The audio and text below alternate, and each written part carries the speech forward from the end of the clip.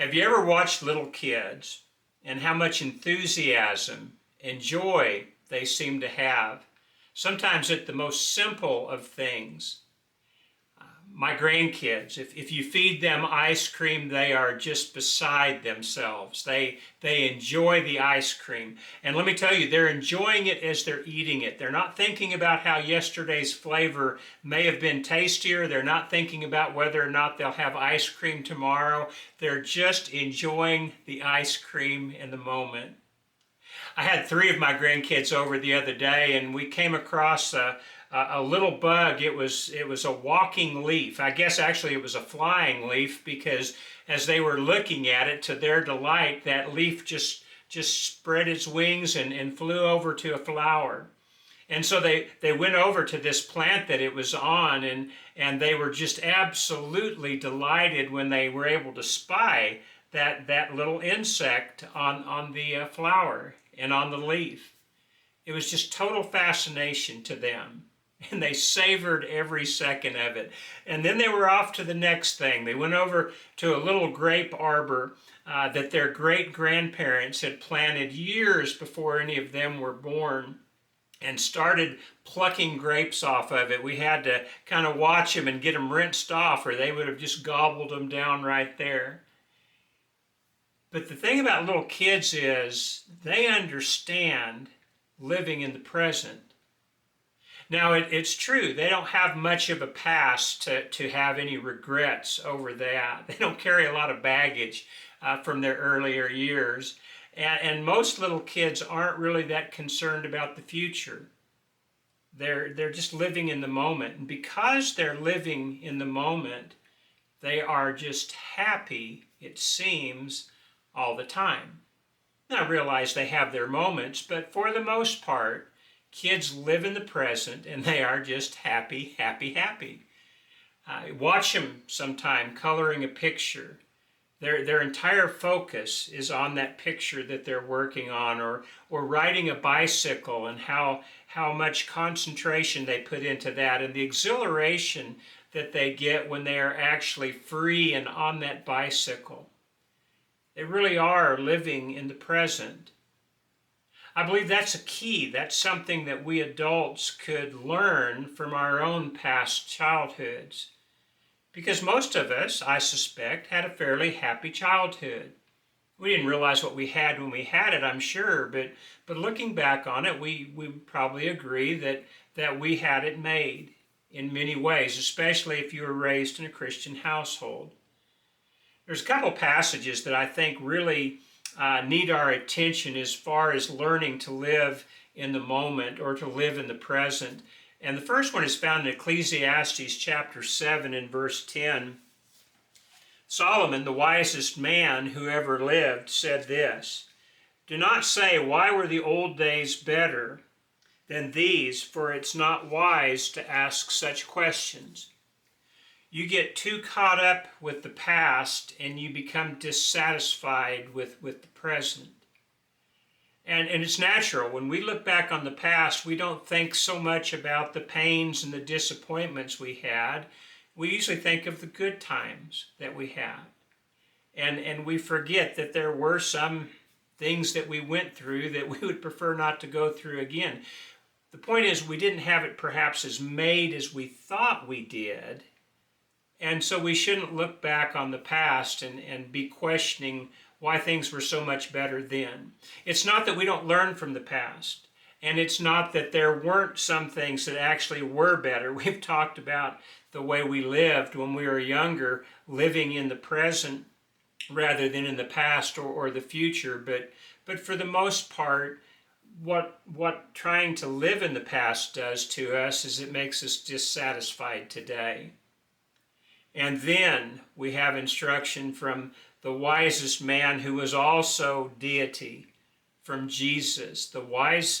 This instruction is found in Matthew, the 6th chapter, and it talks about not only the present, but it also talks about the future. Probably be a familiar passage for you, and it's going to take about a minute to read it, so don't get lost in thinking it'll never end. But Rather, enjoy the instruction because it's important instruction, far better than anything I could say. Starting in verse 25 of Matthew chapter 6. This is from Jesus' Sermon on the Mount. And he says, I tell you, do not worry about your life, what you'll eat or what you'll drink, or about your body, what you'll wear. Is not life more important than food, and the body more important than clothes? Look at the birds of the air. They don't sow or reap or stow away in barns, yet their heavenly Father feeds them. Are you not much more valuable than they? Let's think about that for a moment. God does provide the food for the birds, but we need to understand He doesn't throw that food up into their nest. He just makes it available. They have to leave the nest and go out and search for the food. Sometimes we wish that we had fewer responsibilities, but even the animals have responsibilities. We don't need to dread them, and we don't need to make them an unpleasant chore. We need to be appreciative for the opportunities that God gives us to be able to make certain provisions for ourselves. And then he goes on to say this, who of you by worrying can add a single hour to his life? And why do you worry about clothes? Consider the lilies of the field. They do not labor or spin, yet I tell you that even Solomon in all his glory was not arrayed like one of these. If that's how God clothes the flowers of the field, which is here today and tomorrow is thrown into the fire, will he not much more clothe you, O you of little faith? And then the conclusion. So do not worry, saying, what shall we eat, or what shall we drink, or what shall we wear? For pagans run after all such things, and your heavenly Father knows that you need them. Even those who don't believe in God are worried about clothing themselves and feeding themselves. And it's not that we shouldn't be concerned about these things, but we shouldn't be living like the pagans as if that's the only thing to life, is making a living and feeding our bellies. Our life is much more than that. And so this is what he says, seek first his kingdom and his righteousness, and all these things will be given to you as well. Therefore, do not worry about tomorrow, for tomorrow will take care of itself. Each day has enough trouble of its own. Well, now we consider the future, and I suppose that is the thing that most people worry about. Again, we need to be concerned about these things because tomorrow we probably have some bills that are coming due, and so that needs some consideration today. Jesus is not telling us to be irresponsible or to just blindly assume that God will take care of our every need without our having to do anything for it. He's just pointing out that God is aware of your needs. And if you're seeking to serve him first, he's going to make sure you have what you need. Many of you have worked at different places where you sold some sort of a product. Isn't it true that your employer, the owner of that establishment, made sure that you had plenty of product to sell? When I was working at Kentucky Fried Chicken, I didn't worry about running out of chicken. Matter of fact, if we ever ran out of chicken in the freezer, that was okay with me. That meant my day was done. But that was a very rare occasion because the owners of Kentucky Fried Chicken wanted to make sure there was enough chicken so that it would meet the demand. That's what we were there for. And so they always made sure we had enough chicken to cook. If you're a servant of God, God's going to make sure that you have what you need to serve him. And so if we spend all of our time worrying about the future, we lose some precious opportunities in the present. And in many ways, we need to be more like these little children who savor the day. It's true, they don't understand everything. They don't have advanced minds that would allow them to go back and analyze the past or to even have proper concern for the future until they get a little older. But what they do have is the ability to focus on the task at hand. even when that task is somewhat unpleasant, like doing their chores, cleaning up their bedroom, taking out the trash, washing the dishes. They have the ability to focus on that task. And most kids don't complain about the fact that they just washed those same dishes yesterday, or that they'll have to clean up their room again tomorrow. They just throw themselves into the work. And if they have proper parents, the parents can train them in the proper attitude that they need to have for that.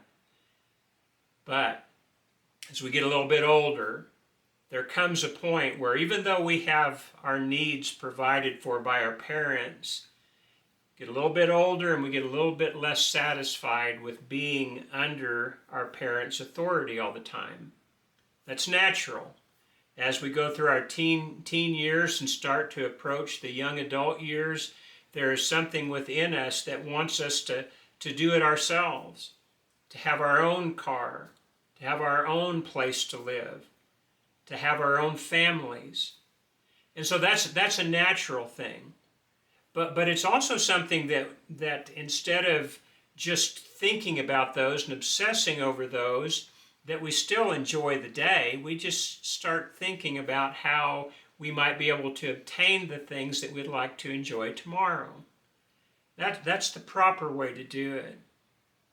But way too many of us, we're either so distraught by mistakes we've made in the past, or we're so concerned as to whether or not we can pay the bills in the future that we cease to enjoy the day. Even if we have ice cream today, even if we have pleasant distractions today, we're kept from enjoying them because of what's either occurred in the past or what we're afraid of in the future. Maybe an illustration will help to see how we might be able to deal with this. When my wife and I were probably about 30 years old, we had two of our three children by that point. We had a newer car. We had recently bought a house. And I was a real estate appraiser. I was self-employed. And real estate appraising is like a lot of other self-employment work in that it's feast or famine. You're either doing really well and it's hard to keep up, or you don't have anything. Well, real estate has cycles, and this particular cycle, when I was about 30 years old, was on the downtrend, and there wasn't much work. And so some of the decisions we had made in the past, getting a new car, maybe running up some bills that we didn't really have to run up, they got to the point where now we were in trouble financially. We had a mortgage. We had a second mortgage. Our credit card lines were pretty much maxed out. I had even borrowed from my parents at one time, and still no work in. So we put our house on the market to sell, to try and get out from underneath that burden. But again, the market was slow at that time and the house didn't sell. And I was getting to the point where I have to admit I was losing a lot of sleep over it, and I was fretful about this. I can remember one day going into the office and thinking, this is ridiculous. And so I was praying to God and just asking him to help me. Now, don't get me wrong, I had prayed in the past. I had prayed for more work, I'd prayed for more money, I'd prayed for more time, but it was always that I might be able to have my needs taken care of. And this day I prayed a little differently. I prayed that his will be done. I essentially told him I didn't know if he wanted me to continue in real estate appraising or not, but if he did, please let me see. I was more than willing to do the work, but I needed to know if that's what I needed to be doing. And if that wasn't what I needed to be doing with my time here on earth, then I asked him if he'd give me the wisdom to see what it was I needed to be doing. But again, instead of praying for me and my selfish wants and my personal needs, I started praying for his will to be done. And it's amazing how quickly things turned around after that. The phone did start ringing and appraisals did start coming in and the real estate market did pick up, at least for me. And so within a few short months, we were able to pay off our second mortgage and our credit cards, and even pay back the loan that we had asked for my parents, and they had given to us. The only thing we had left was a mortgage on the house, which we didn't have to sell anymore, so we took it off the market. But the difference was the difference in focus. And it also allowed me to see, because I'd been so concerned for so long, that God was in fact able to help us. I just needed to learn to trust in Him and to recognize where my daily bread came from. And once I started getting my focus back into a better sight, I was then able to start enjoying the days more.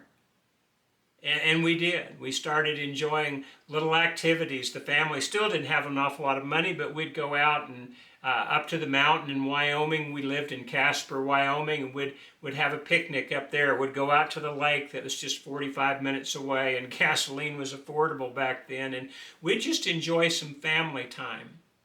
And then there was time we started making a little more money. We could afford ice cream again, and just different little treats, and we started enjoying the present again.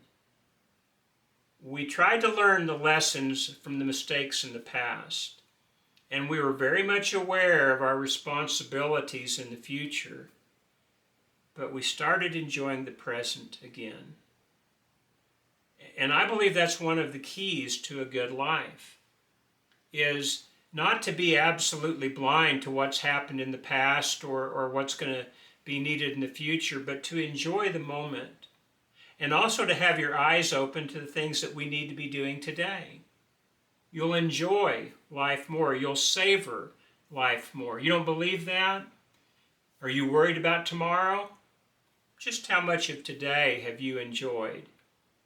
Now, I realize there are some people that are absolutely irresponsible, and they have run up their debt to the point because they're just having a good time every day with no thought for tomorrow. I'm not talking about that type of an attitude. I'm talking about the type of an attitude where you wake up in the morning and you are thankful to God for a new day, and you thank Him for that new day. And you thank Him for the good health that you have, and you thank Him for the opportunities that He's given to you and the beautiful relationships that He's allowed you to have. And if you've messed those up, then you can start working on those and getting them right today, or developing new relationships that you can savor. But the point is, we're going to have to start living in the present if we're going to be able to have a future that's worth anything. And when you think about it, maybe that's one of the reasons it's called the present. It's a gift that God gives to each one of us. We just have to have the wisdom to remember to open up that gift and to enjoy it with appreciation that is due the one who has given us so much.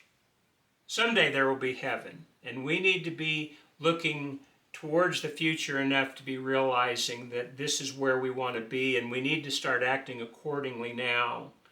But it's a beautiful life when you live it in God's way.